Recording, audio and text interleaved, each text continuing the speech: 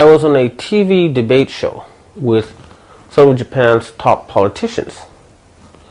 And I said, these are the guys running this country? Come on, you gotta give me a break. They're retards. I'm sorry to say this, but they're not high caliber. Okay, I'm debating them. I said, what on earth is going on? Now I know, of course, they're just actors reading a script, but at the time I thought, you know, my God, I could do better. And then suddenly it was like, it was too enormous, the thought, but I realized, oh my God, the Japanese have $5 trillion in overseas assets. That's enough money to end poverty and stop environmental destruction. Well, why don't they use it? And I decided, hell, you know, I could become a cynical alcoholic, you know, foreign correspondent old fart like I see so many of at the Foreign Correspondents Club, you know, who just, their careers platter out and they just spend years coasting along and getting bitter and cynical. Right. And I said, no, hell with that. I'll become a Japanese citizen. I'll try to run for office, and I'll try to convince them to use this money to save the world. You know, that makes so much sense. But at the same time, though, I was very confused and bitter, right? And I wasn't, you know, so another part of me was saying, well, you should write a book about Japan and then leave the country and go to Hollywood, try to become a scriptwriter or something. So it's two conflicting ideas in my mind. You know, I had that one idea, but it's just too big, and two is no, you know, it just can't be real, right? But so I wrote 2 chapters that would have really, you know, named names, you know, specific politicians, specific crimes, specific gangsters.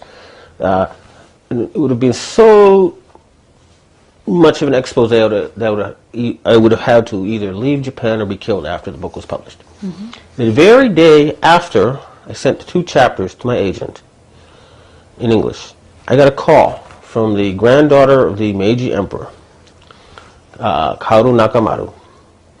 And she said to me, you know, Mr. Fulford, you really should not get the Yakuza angry.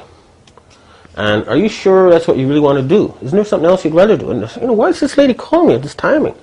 And she tells me that a goddess had contacted her through the astral plane and was worried about me. Well, it turns out the goddess was the Japanese security police. But, you know, whatever. She still insists it's a goddess. Only one time did she tell me it was the police. Every other time she says it's a goddess. But anyway, it doesn't matter. It was the timing, and what you really want to do is not something else. And I realized, yes, you know, I want to save the world. And unlike so many people want to do that, I actually had a concrete method. This was worth $5 trillion. Well, that's enough money. And you can't take that money out of the U.S. because that would ruin the U.S. economy, so you have to pay Americans to do it, right? So that they benefit as well. Otherwise, you know, in the past, what happened is if a Japanese politician threatens to take that money out of the U.S., well then the U.S. is going to get really angry and try to crush that politician, right? So I think, okay, well, we'll do it in such a way that the Americans benefit too. Then they can't complain. And this is what I sort of set out. So I started writing books along those lines. Why don't the Japanese save the world? Okay. And, but what happened though, you see, this Meiji Emperor's granddaughter handed me a 911 video and said, look, Mr. Fulford, you know all about the corruption in Japan, but you have no idea about the corruption in the world. Right? Okay. And when she gave me that, I was shocked. I said, oh my God, I read about this in the New York Times. This is some anti-Semitic thing. I'm not going to look at that, you know, because we've all been trained anti-Semitic equals Nazi, which equals gas chambers, right? And you don't want to be involved with people who want to kill millions of innocent people, right? So this is the sort of thinking I had. So I wasn't even going to look at it because I had it all associated. And she kept calling me, did you watch it? No, did you watch it? And finally I said, oh man, I'll watch 10 minutes so I can tell her that I watched it. And when I did, it was like the scales fell off my eyes, as they say in Japanese. It's like, remember, I was a financial journalist for a long time, and because so many people read what you write, it moves markets. So you have a constant barrage of people trying to feed you BS information. which means you build very high immunity to false information. Okay. So I knew, I mean, this is something very, very weird.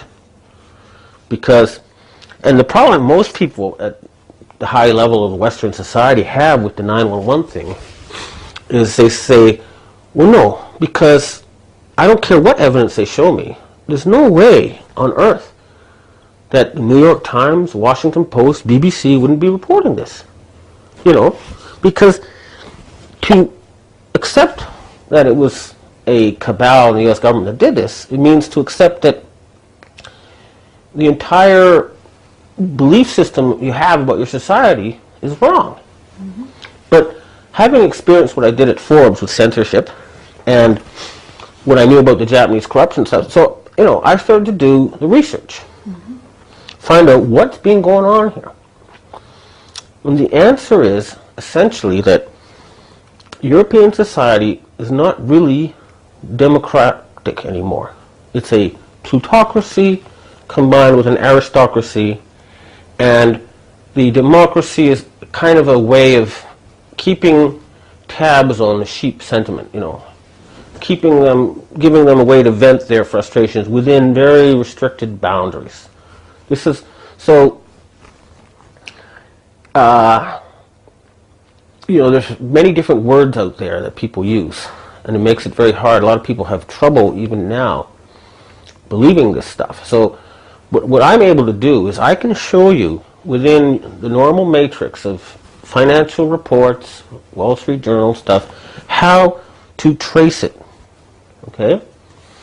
And what you need to do, and what I did finally to figure this out, is you go back to the 1918 edition of Forbes, their first rich list.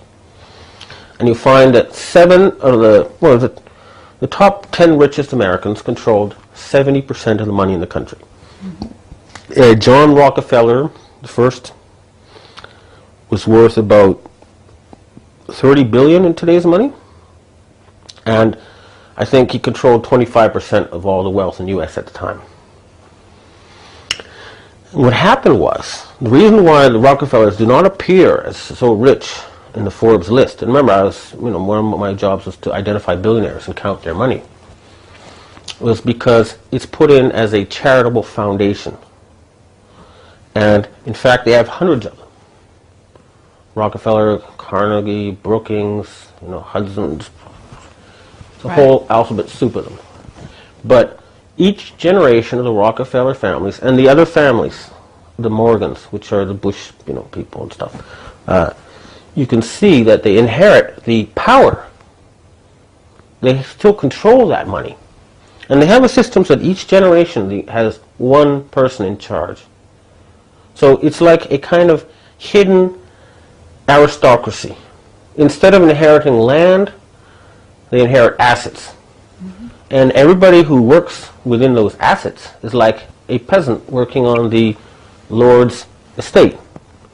So if you work for Standard Oil, you're a Rockefeller serf, in a way, because they have the ultimate control. Okay, that's the Rockefeller side of things. Are you also able to trace it from the Rothschilds, the European side? Yeah. Now, the Rothschild thing goes back 300 years, basically. I think this is well-known stuff, but I can summarize it for you. You know, there was the first Rothschild to appear set up in Frankfurt with a red shield. He changed his name, Red Shield, right? Rothschild.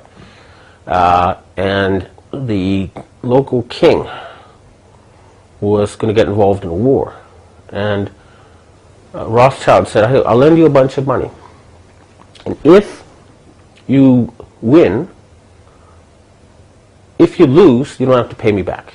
If you win, I'd like to be your banker. And of course, when he had all this extra money, he could hire lots of more extra soldiers, and he won. And here we have the beginning of a link between royalty and finance. Kings like wars. Wars cost money. And a process of intermarriage between these financial and aristocratic families began. That is, you know, well, it's been going on for 300 years, but the next big thing was we go to, he had 5 sons, And they're set to different parts of Europe. And they had, you know, they were only bankers to kings. They tried to, you know, at the very highest level. And Nathan Rothschild went to England. He started out buying cloth and selling it. And then he started, you know, realizing if I control the dye makers and the cloth makers and put it all together, I can make more profit. And so he was exporting British textiles at first. He got richer and richer, and his big coup came in the Battle of Waterloo, where the British exchange, everyone was wondering, you know, if the British were going to win or lose, right? And they knew the Rothschilds had very fast information, quicker than anyone else. My assumption is they were involved in insider trading with the king, okay? Because suddenly Rothschild started selling everything. Just sell whatever you got. Sell, sell, sell. And everyone thought, oh my God, the British lost, the British lost. And stuff that was worth 100 would fall down like 2 or 3. And everyone panicked. They said, oh my God, sell what you have for a chance. You know, we're all gonna be, you know, Napoleonic slaves anyway. And then when it fell down, he started buying it all up. And the news came. The British won.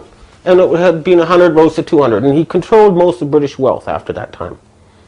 And he said, I don't care, you know, it's a famous quote, I don't know the exact words, but what fool sits in the crown of England? Whoever controls the money of England controls England, and I control the money of England. However, you know, I think the Rothschilds had a very deep religious convictions and were at heart fairly decent people. The reason I say that is because although they apparently financed and engineered the U.S. Revolution in 1776 with the East India Company money, they also financed and engineered the Meiji reforms. But these are good things, you know, in many ways. Canada was always been Rothschild territory, and Canada's a very nice country.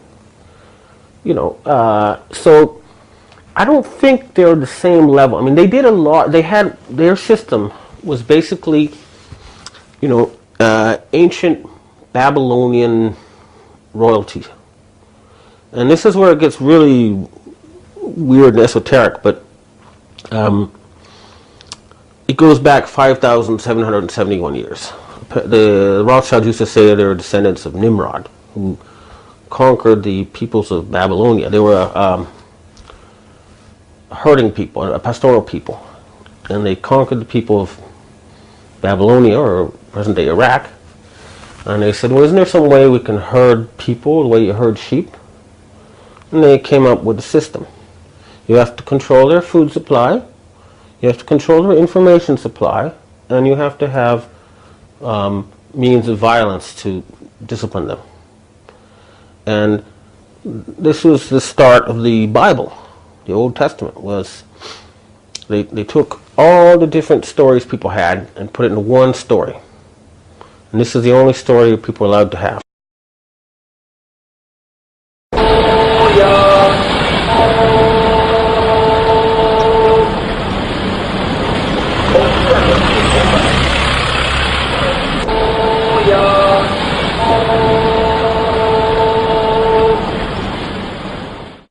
So we're at the Rothschilds, right? And okay, and Babylonian, Nimrod, all that. But this is the Illuminati you're talking about, right? Well, I mean, you know, you can call it Illuminati or you can call it the King's Court. Mm-hmm. You know, I mean, there's a lot of problems people have with semantics, right? So, for example, if you talk about Freemasons and Illuminati, a lot of people say, oh, that crazy stuff was sorted with, you know, that's associated with reptiles and funky UFO things, right? Mm-hmm. And their minds shut. But if you tell them, no, it's like a plutocracy and aristocracy, then they don't have these associations that have been put in their brains, and they can absorb the information. But again, if we talk about the, you know, so I started looking up how the ancient Sumerian society was managed, and you'll find that it's really quite similar to modern United States.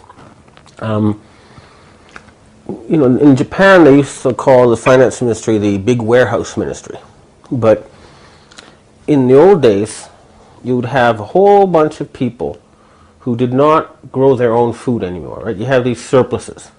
So they'd store this extra wheat in big warehouses, and it would be the high priests who would control the distribution of the food to the masses. And this is now what we call central bankers. But behind the high priests was a king who had godlike powers.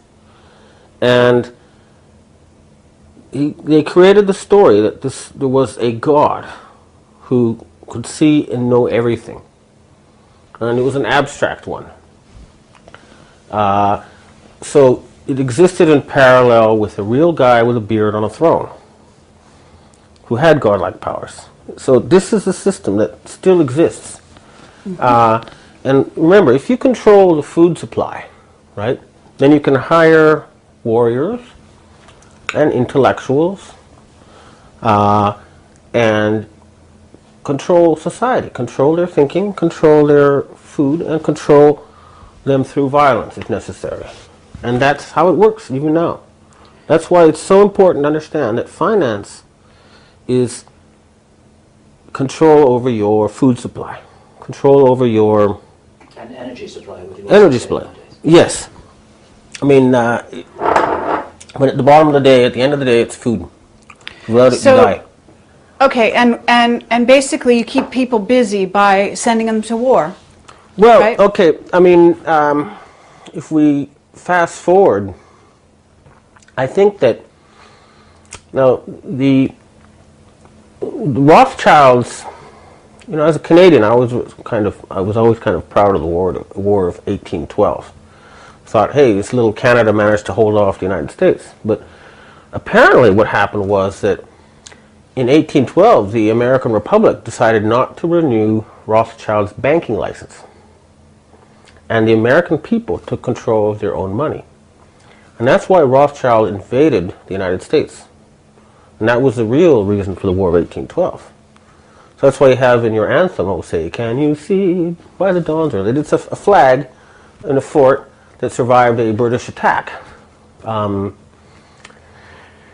So, you know, a lot of our history was hidden, but for the next century, the Rothschilds plotted and schemed to get back control of the United States money supply and therefore the American people. Now, the reason they wanted to do this, I mean, I do believe they had their ideals, you know. They got the best and the brightest, and they would debate, you know, how to do the greatest good for the greatest number. I think it was quite enlightened and liberal aspects to what they did. I mean, just look at how the societies like Holland, Canada, you know, and stuff that were under their control, you can see they're really quite nice places for all sorts of different levels of people. But what happened, I mean, this is how I analyze the situation now, is that to take over control of the United States, they tried many things. I think they engineered the Civil War, but they got Carnegie, Harriman to control the railroads and the steel production. And the way they did it was they would lend them the money. But they would lend it in such a way that eventually they would have to give it the railway to the Rothschilds. That was a very clever scheme. But we have, I think, was it William Avery Rockefeller was a horse thief and a seller of, you know, fake medicine. And this was according to Pulitzer's newspaper, where I think they had a big expose on the father of John Rockefeller the first. But John Rockefeller the first was into oil, and he would buy the refineries. He would come up to a guy with an oil refinery and offer him cash at a low price. And if the man refused to sell, he'd cause problems with the workers, or maybe sabotage, or whatever necessary. And the Rothschilds took note of this Rockefeller guy, and they decided they'd help him. And they would allow him to transport his oil at much cheaper rates than all his competitors. So he got the oil monopoly. Mm-hmm. And I think most people know about this now, but in 1913, finally, the Rockefellers, the Harrimans, the Warburgs, this group of families were able to take over the Federal Reserve Board, supposedly on behalf of Rothschild.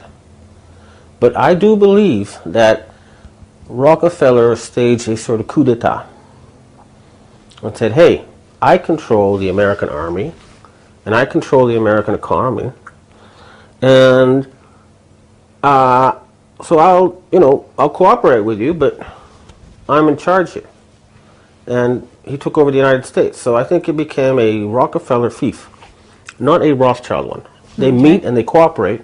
Right. So to this day, you feel that there's a cooperation? I think there is some cooperation. I think there's also conflict. So where does Japan fall in this group? Okay.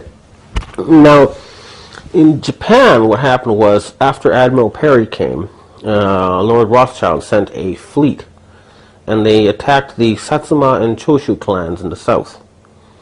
And they had the Kenmu Emperor murdered, and they installed a 16-year-old boy by the name of Toranosuke Omura as the Meiji Emperor. And they financed the modernization of Japan. So they set up the royal family, the emperor in power, and they helped him modernize Japan. And they fought the Russians. And I think the Japanese were very grateful. And in 1903, after the victory, the Japanese emperors were made part of British royalty, and given, and every emperor goes to Oxford to study. But I think that after World War II, the Japanese started to get disillusioned because they were not treated as equals. They were not given what they felt a fair deal. They felt there was racism. And this was the essential reason why the British Empire never became a real world empire, was because they would take some very intelligent Indian gentleman, educate him at Oxford, and give him the highest levels of knowledge.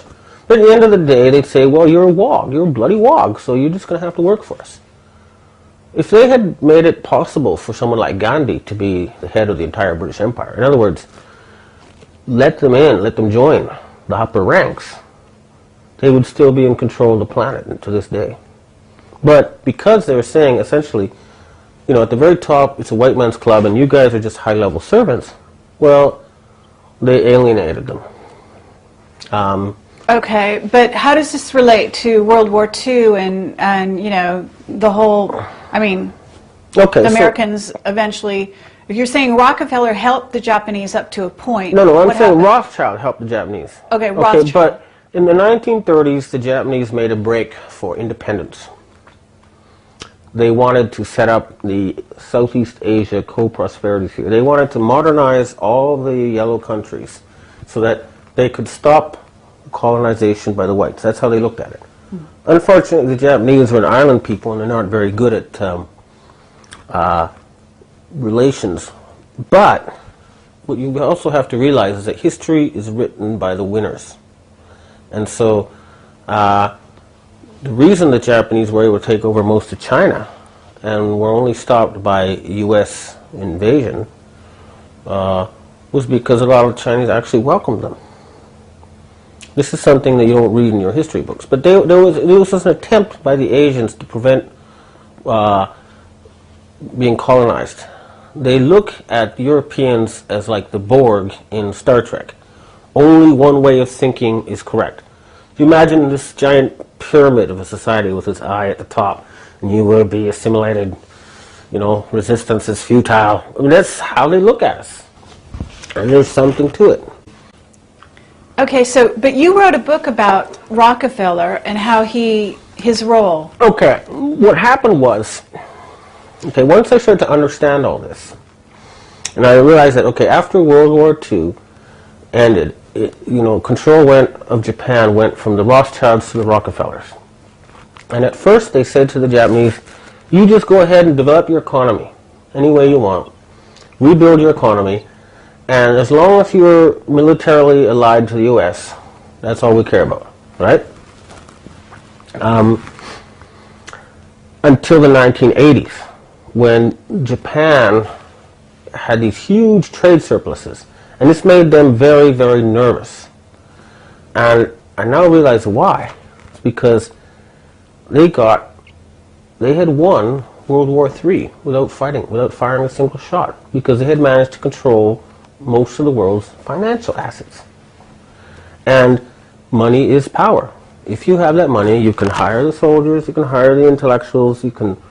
So how are you saying Japan did this? By working hard and generating trade surpluses. Okay, so the electronics? Electronics, cars, you know, nice products that people want to buy. Right. And, you know, they were,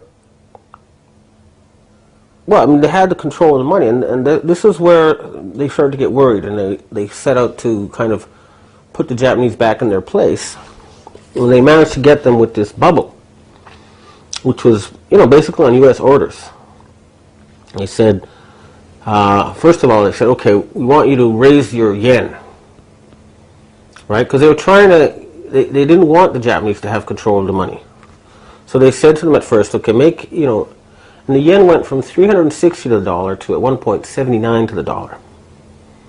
But all that happened was the Japanese moved their industrial base to China and Southeast Asia and got them rich, right? Mm-hmm. So that didn't work. So finally, what they were doing was they were bullying and killing Japanese politicians. Who was? The Rockefellers, I would say, at the end of the day, in order to make sure they never were presumptuous enough to use their money the way they wanted to, but rather just hand it to the Americans.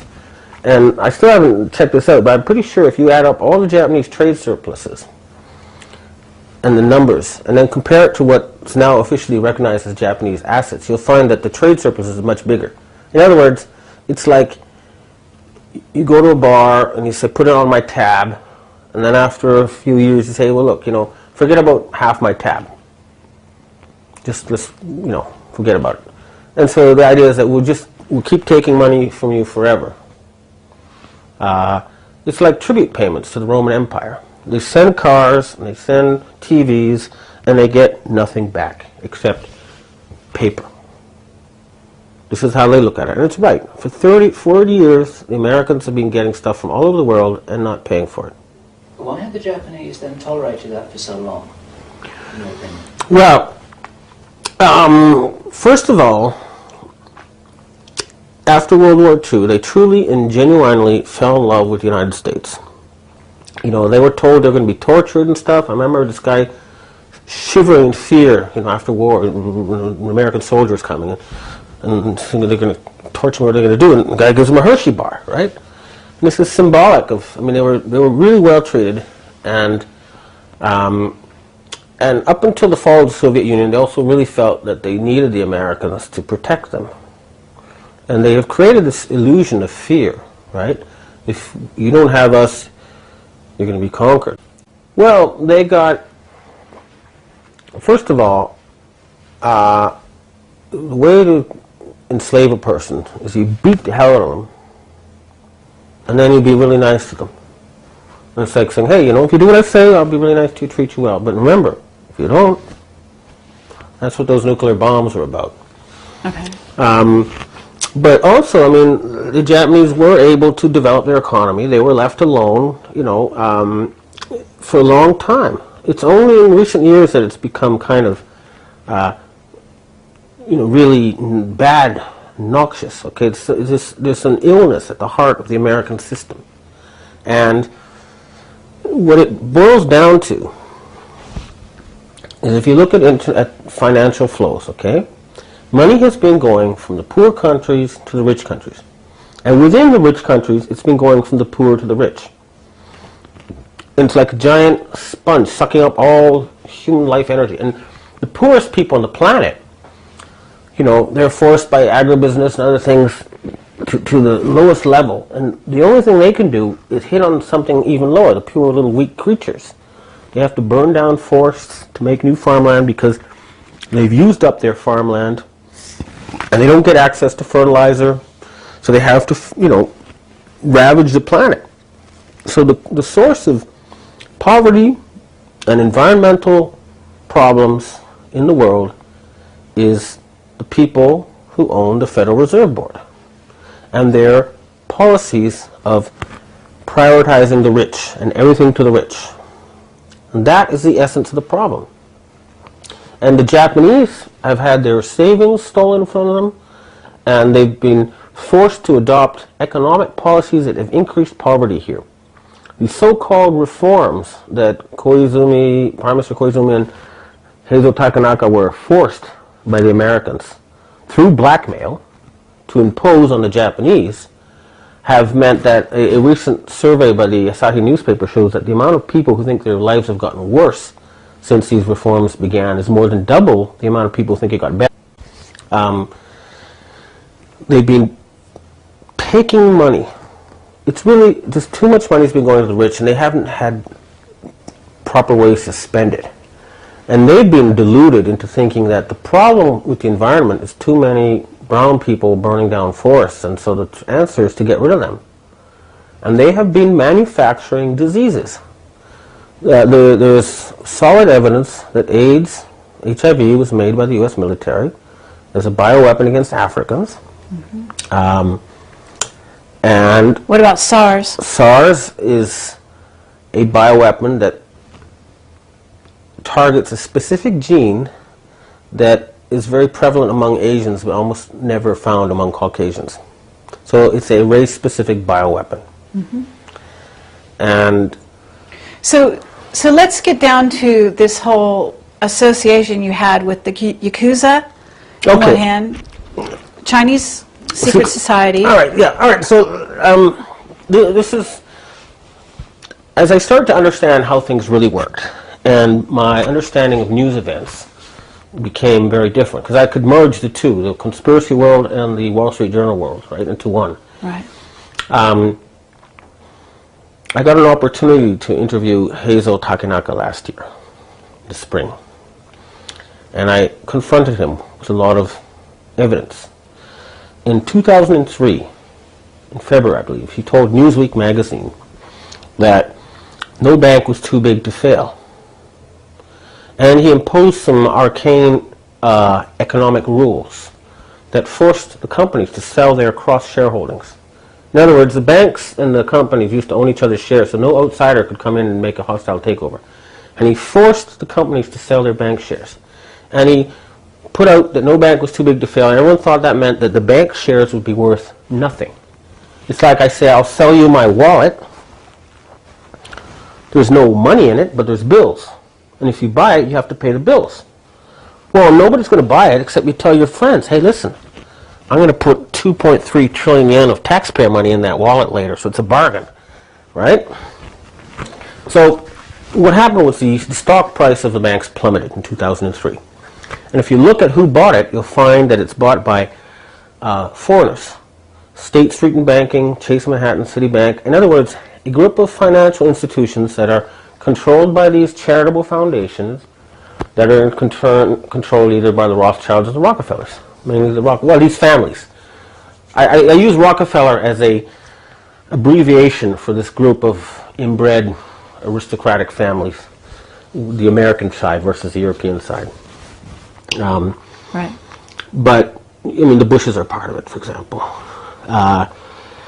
So you can actually see it in the financial data. And what happened was the president of Resona Bank did not want to sell his bank to these foreigners. And they have over a 33% share, which is what gives them controlling interest. And he also sold the postal savings. And it's sort of like a gangster husband saying to his wife, hey, come on, give me more money. He said, I got no more. Hey, what about that postal bank? You've still got that. Give it to me. That's what it boils down to. But anyway, getting back to Resona, the president didn't want to hand over his shares, unlike the other banks. They all meekly complied. And so what happened was, he said, hey, I'm not bankrupt. I don't, And so his accountant, the accountant in charge of Resona, died in mysterious circumstances. We still don't know if it was suicide or murder. And suddenly, the accounts showed that they were bankrupt.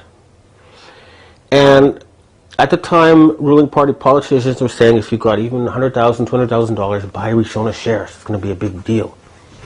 And then there was a professor at Waseda University by the name of Uexa, who was starting to say, hey, you know, something very fishy going on about Resona. And he was arrested in Yokohama for looking at a girl's underwear with a mirror. No, the woman in question never actually filed a complaint, but never mind. He was fired from his job, taken off his TV shows. I was also blacklisted around that time. I was taken off a lot of TV shows. They said, you're on a blacklist, Mr. Fulford. We can't put you on the show anymore. Why? Because, you know, like him and like other guys were pointing out the BS about these so-called economic reforms.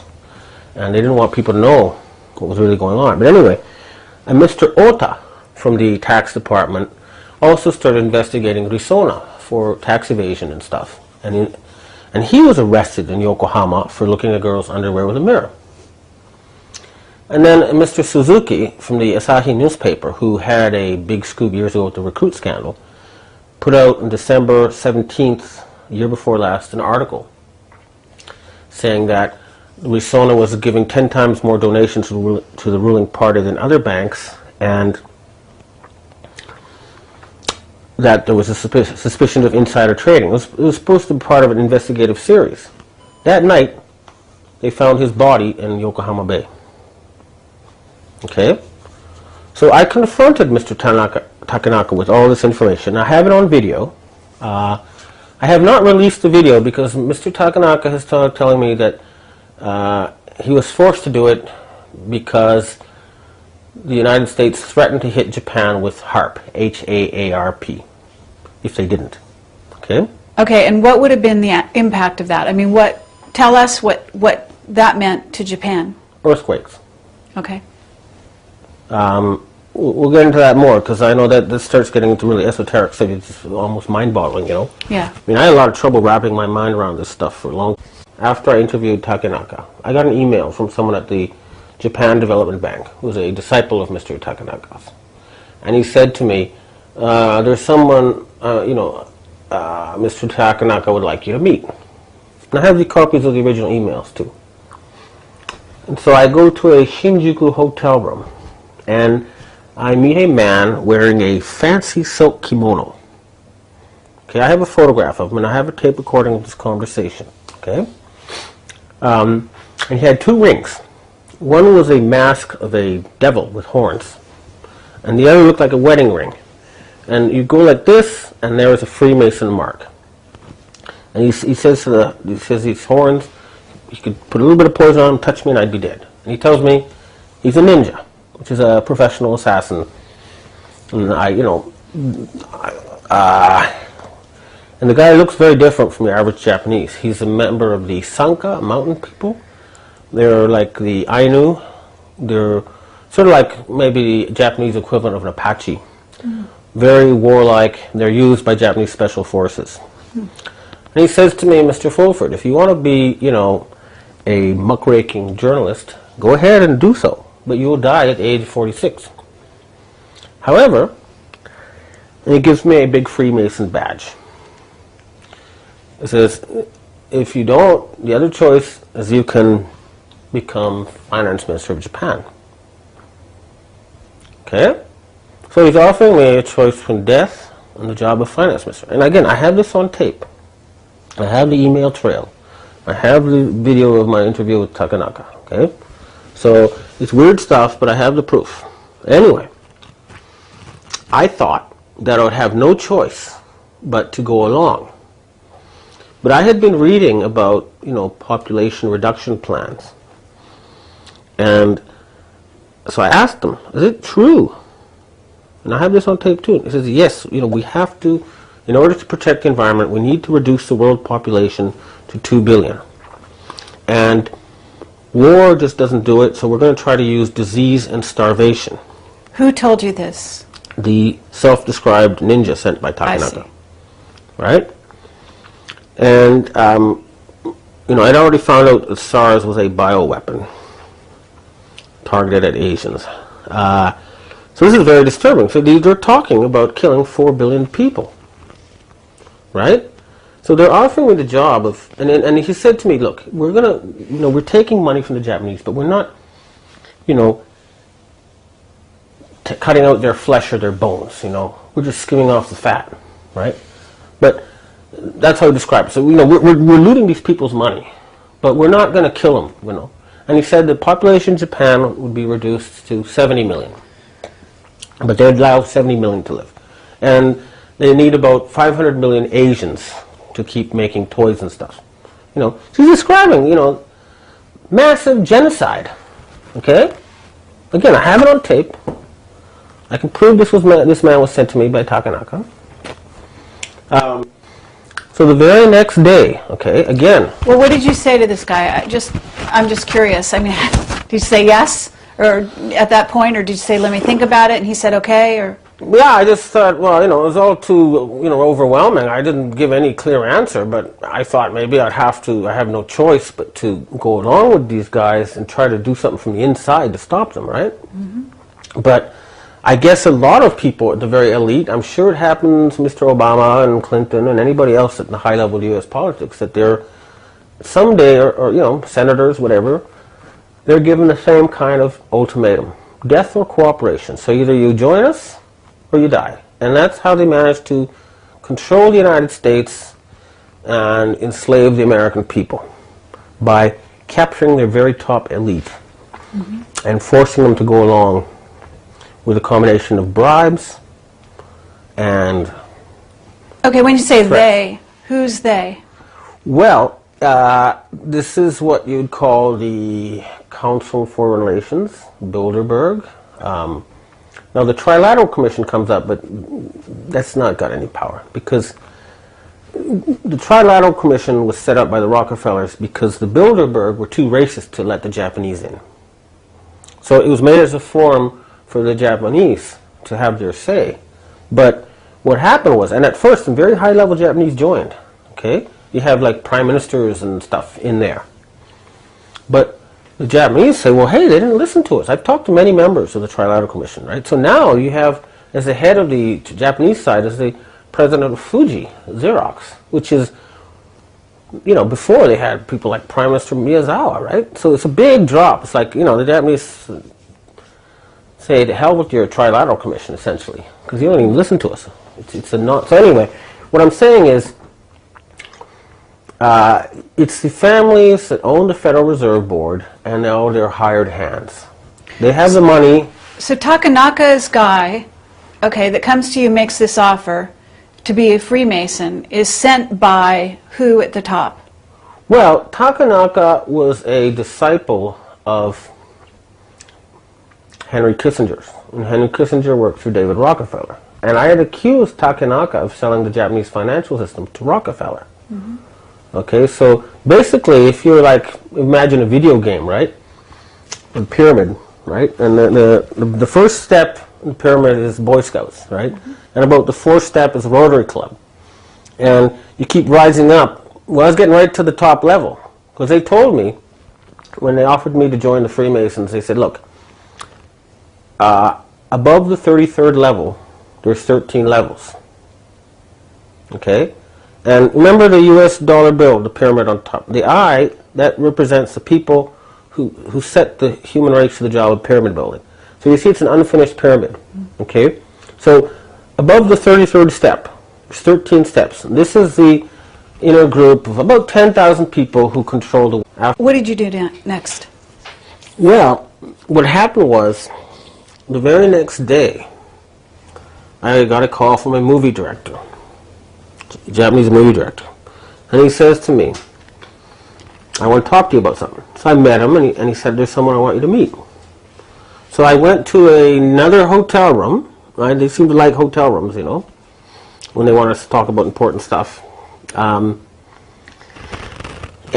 again, I recorded this, so I'll never release this recording. The guy tells me that he represents a Asian secret society, and that they have 6 million members, including 1.8 million gangsters and 100,000 professional assassins. Now, as I recall, I did tell you I had a degree in Asian Studies with a China area specialty. So I had read about this society in the history books. I knew about them. It's the red and the green. What happened was, when the Ming Emperor was like the Ming Empire was like the high point of Chinese civilization. You'll find that the Ming ceramics, the Ming art, everything is at like the highest level. Mm-hmm. It was really an idyllic society, and they look back at it with a lot of fondness. And there was a general guarding the northern border against the Manchus, and he was very much in love with his wife. And they kidnapped his wife. They said, "If you want your wife back, you're going to have to let us through the gates." And he did. And the Ming Emperor fell. The Ming Empire fell. And the Ming Army became an underground organization, and the Ming Navy. Okay, so the red and the blue are the Army and the Navy. And the blue also is the bureaucracy. So the 1.8 million are gangsters. The other 4.2 million are intellectuals, PhDs, like the really smartest people. And their plan was to overthrow the Qing, the Manchus, excuse me, and restore the Ming. Now, they were responsible for the Boxer Rebellion, which was against the use of opium, among other things. And this is very interesting because the people selling the opium were Skull and Bones. So they've been fighting this Western secret society since the 1800s, at least. Okay, but wasn't it the British that introduced opium? It was the British too, but I mean, if you look at the Skull and Bones, you'll find there were slave traders and opium runners of the so-called China trade. Okay. So it was both. Okay. So you're in this hotel room, and now you understand the background between what he's asking you and saying Well, they're saying they'd like to offer their assistance to me, because I'd written in a book about SARS being a bioweapon, and these people are trying to kill you, and you got to do something about it, right? Okay. At first, I mean, this is all happening in 1 week, right? This is totally, out of the normal parameter type of stuff that's going on. So it took me a while to digest. It's, the first thing I thought was, oh, geez, you could play like 911 videos in Chinatown or something. But I said, look, let me get back to you. Let me think about this. And I spent about a month thinking about it. And I had this great, what I call my Kill Bill moment. There's a scene in the movie Kill Bill, these two women fighting with swords. It looks like it's going to be a long, nasty fight. Right. It's not going to be sure who's the winner, right? Yes. But one of the women, the bad one, has a one eye missing. She has a patch. And suddenly,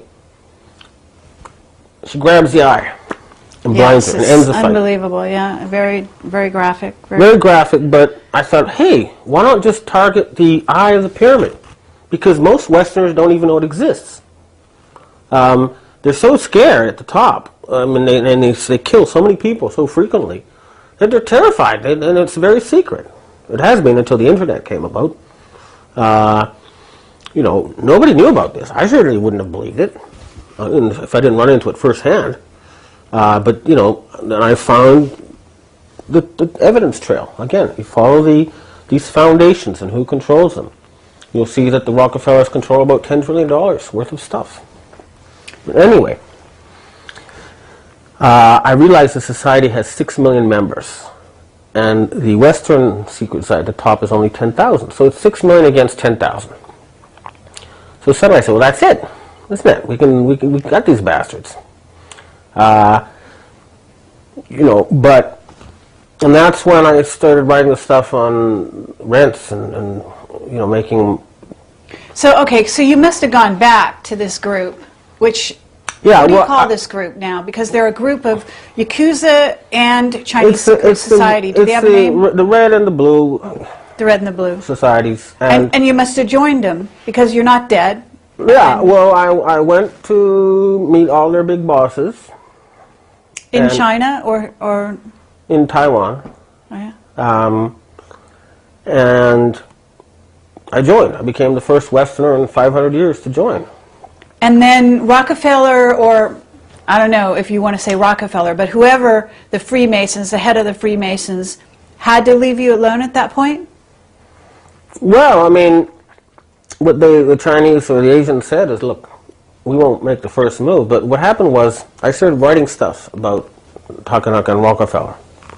And I got death threats from this ninja, you know. He's saying, you know, Ultraman, you're running out of time, your red light's beaming. You know, it's people who think they're not going to die are the ones who end up in Yokohama Bay. You know, lots of, I have emails, I have copies of these death threats. So Did you have a bodyguard at that point? Did you hire someone? No. Look, No? if you need a bodyguard, it's too late. Oh. You have to operate at a higher level. I mean, if they really want to shoot me, they're going to shoot me. You have to make them not want to shoot you. That's the trick. Okay, and now, because you joined this group, and because the odds, I mean, that made big news when you kind of came out about that. But what happened was, I sent an email saying, hey, look, if you kill me, then every member of the Rockefeller, Rothschild, Schiff, etc. families will die. I mean, there's 600 assassins for every one of them if we want to, right? I mean, we want them killed, they can all be killed, right? But we understood that to be the majestic, the group, what we call the committee of the majority. They were, in essence, the ones that were threatened. Is this your understanding? I mean, that was the original idea, but what's happened since then is that I've been trying to get a more accurate picture of what's going on. And I've finally narrowed it down to the people who control the Standard Oil monopoly and the people who control the Fed. They are the source of the problem. The oil monopoly, the Americans think that's the key to their geopolitical power, this control over oil. Mm-hmm. But they've lost that control because Putin kicked them out of Russia. They don't control Iran. Maybe they do. I don't know about that. I think Ahmadinejad and Bush may be working for the same team. But anyway, I'm not sure on that one. But Venezuela is also free. So they're losing their oil monopoly. And the other thing that's happened is that they no longer have, theoretically, the military ability to take on the rest of the world. Okay, the United States Army cannot defeat China. They've done many different exercises, and every time the Americans lose. The bottom line is the Chinese people are prepared to fight and win a nuclear war. They can put their entire population underground and hit the U.S. with 300 missiles and wipe out every city in the U.S. The Americans can wipe out the surface of China, but it will be underground. So they no longer, and then they can sink their aircraft carriers and shoot down their satellites. So it's no longer possible to militarily beat them. So the what only you're choice saying for the Pentagon, and they know this, is to get soft power. And to do that, they need Japanese money to finance a campaign to end poverty and stop environmental destruction. And that's the proposal I made. I mean, my mission is to come up with a win-win solution for everybody. The best way to prevent yourself from being killed is not to make enemies. And so I don't want to make enemies. I'm trying to make everybody happy. Okay, but you're basically taking what I thought were sort of age-old enemies, which is the Chinese and the Japanese, and they're banding together to fight what is the Rockefellers and the people that own. Well, when they create biological weapons that kill Asians, well, they have a common enemy. Yeah, I mean, look, when they're trying to kill us, what are we going to do? They unite, and this society, like I say, if we get back to their history, the Meiji Emperor helped them overthrow the Qing and install the Sun Yat-sen as the president of China, the Republic of China. And so they together helped liberate China. And during the World War II, this society in Japan and other Asian countries all worked in concert. So it goes all across Asia. And the Chairman Mao was financed by the Soviets, who were a Rothschild subsidiary. Mm-hmm. And so the green and the red gang, they last appeared in the history books in 1949 fighting the communists in Shanghai, and then they disappeared. They went underground again. But in 1967, they kicked out the Illuminati from China. That's why they had the big Soviet-China split, why the Soviet Union and China nearly went to nuclear war. And the Chinese had secretly prepared. They built these huge underground cities to prepare for a nuclear war. They had their nuclear weapons, and that's when they kicked them out. And China became independent again from these Western, central banking families. Okay, so where does HARP fit in? Tell us about that. Okay. When I published some essays on the internet about Rockefeller and the Illuminati, the secret history of the Illuminati, I got a call from this ninja guy. He says, "Oh boy, you've now done it. Now there's going to be an earthquake in Niigata. The Americans are going to use their earthquake machine." And boom, the next day, 2 identical 6.8 earthquakes on Japan's biggest nuclear reactor. Right. Happened. And this is what Takenaka had told me. He says, the reason I had to hand over the financial system is because they threatened us with their earthquake machine. Imagine that, an ally that's been financing your army, you hit their nuclear reactor with an earthquake machine? I mean, what sort of way is that to treat a friend? So, okay, well, let's get down to it. So, if that's what they have, then how are these secret societies claiming to fight well, you cannot, a machine like that? Because you're talking about scalar weaponry, and I'm sure you know that. You cannot stop an earthquake, you cannot stop an assassination with an earthquake machine. Western people don't know about their leaders, the true leaders. So all you got to do is assassinate them all. You cannot prevent that with an earthquake machine. That's the point of targeting the eye. But more to the point is you make them a more generous offers. So what I'm saying to the people in the Pentagon is that you have the job of saving the planet and you get even more money than now. I mean, think about it. They spend $600 billion, to steal oil from Iraqis and pipeline rights from Afghanis. With $600 billion, they could have a man on Mars. They would have a base on Mars by now. So we'll give them even more money than they're getting from these idiots who control the oil. But if they print money, why do they need money? Well, here's the trick, okay? And this is why it's falling apart this year, is that since World War II, they've basically said to countries, okay, here's the oil you're allowed to have, and here's your dollars, right? And the backing of the dollar was control over oil and control over a huge military machine, the threat of violence. And there's $53 trillion in circulation, and again, the U.S. government owes $66 trillion to its own people. So, but the United States needs to borrow something like $1 trillion a year now, just to keep going. And they've been doing it for 40 years. So they're basically bankrupt.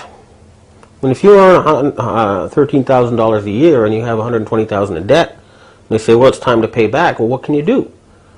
Can they threaten violence? No. Because what I just, if it really came to it, the Americans would lose. So they can no longer use their threat of violence. And they've lost their oil monopoly. So that's it. Right? So here in the Pentagon, you're thinking, well, geez, the only thing we can do now to save the day is to get all the non-Asian peoples on our side. And the way you do that is you be nice. You fight poverty and save the environment. Help to save the planet. That's so I'm offering them a way out. What would happen is you replace the dollar with a new currency. And it may be necessary to have some kind of global currency, but not as these guys have been planning, controlled in secret by a secret elite. It has to be controlled by the people. Remember that. The key to democracy is control over money by the people, not by a secret elite. It's the money that counts. If you lose control over your money, hand it over to people you can't see, you're a slave. That's what you have to remember. Never, ever again let some secret power elite take control of your money away from you. That's the key. It's people work for money.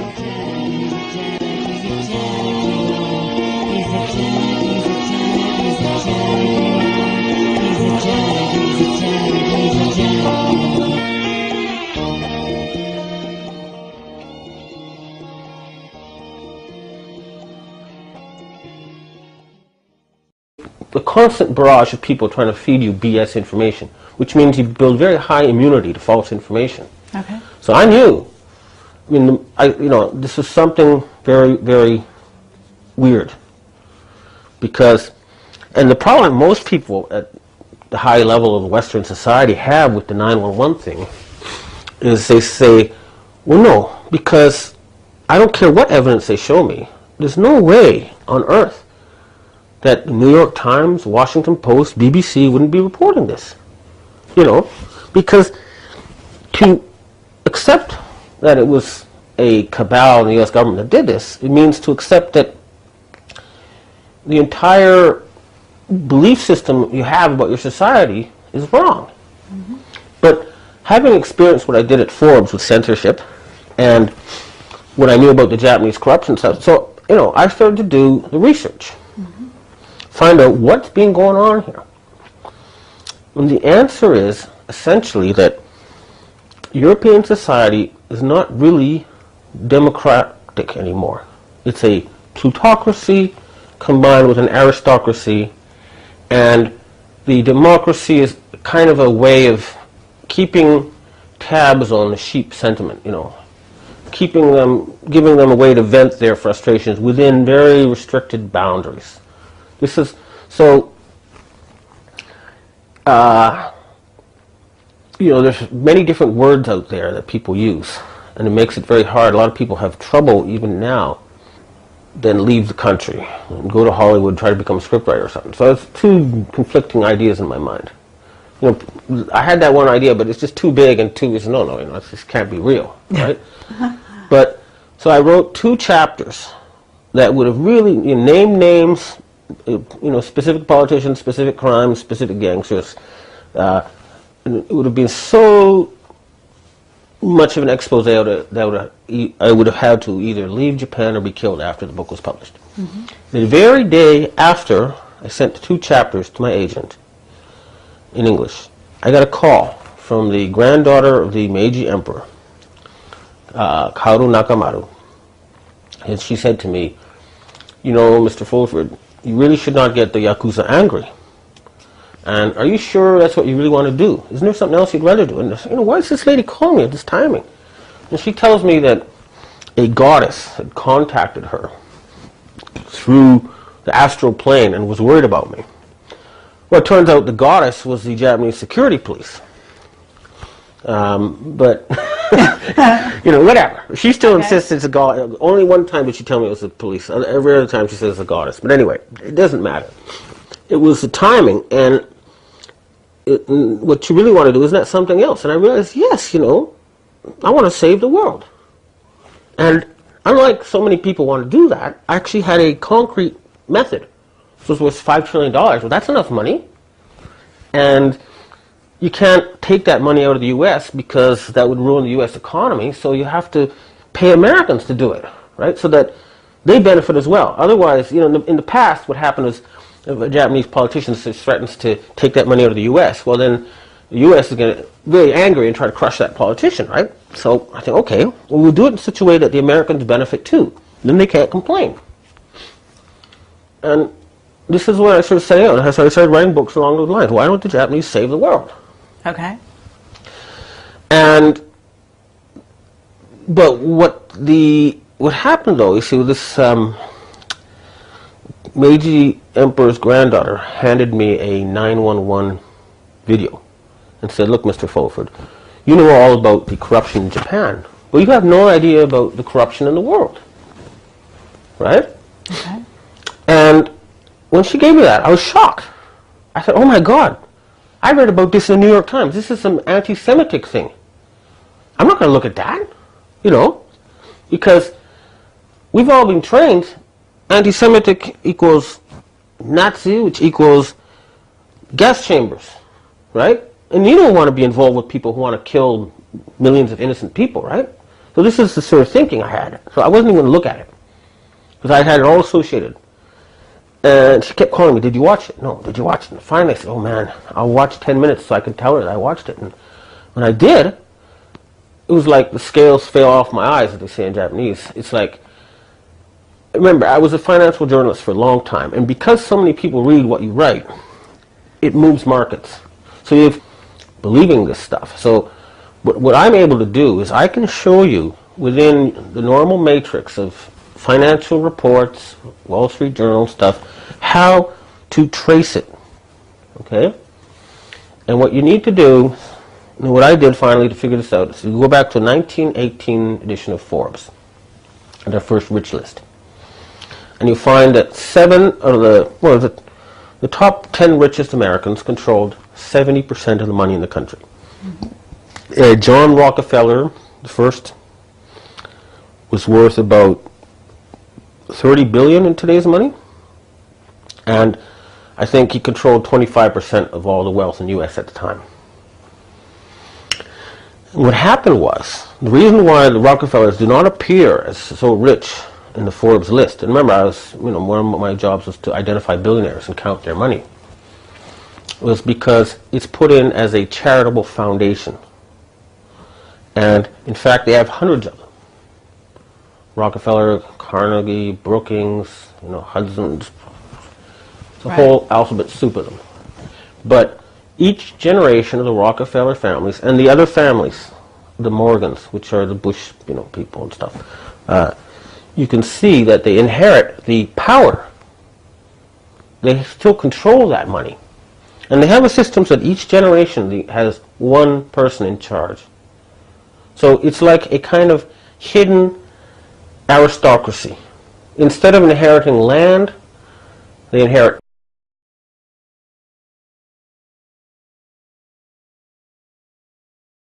I was on a TV debate show with some of Japan's top politicians. And I said, these are the guys running this country? Come on, you got to give me a break. They're retards. I'm sorry to say this, but they're not high caliber. Okay, I'm debating them. I said, what on earth is going on? Now I know, of course, they're just actors reading a script, but at the time I thought, my God, I could do better. And then suddenly it was like, it was too enormous, the thought, but I realized, oh my God, the Japanese have $5 trillion in overseas assets. That's enough money to end poverty and stop environmental destruction. Well, why don't they use it? And I decided, hell, I could become a cynical alcoholic, foreign correspondent old fart like I see so many of at the Foreign Correspondents Club, who just, their careers platter out and they just spend years coasting along and getting bitter and cynical. Right. And I said, no, hell with that. I'll become a Japanese citizen. I'll try to run for office, and I'll try to convince them to use this money to save the world. That makes so much sense. But at the same time, though, I was very confused and bitter, right? And I wasn't, so another part of me was saying, well, you should write a book about Japan. And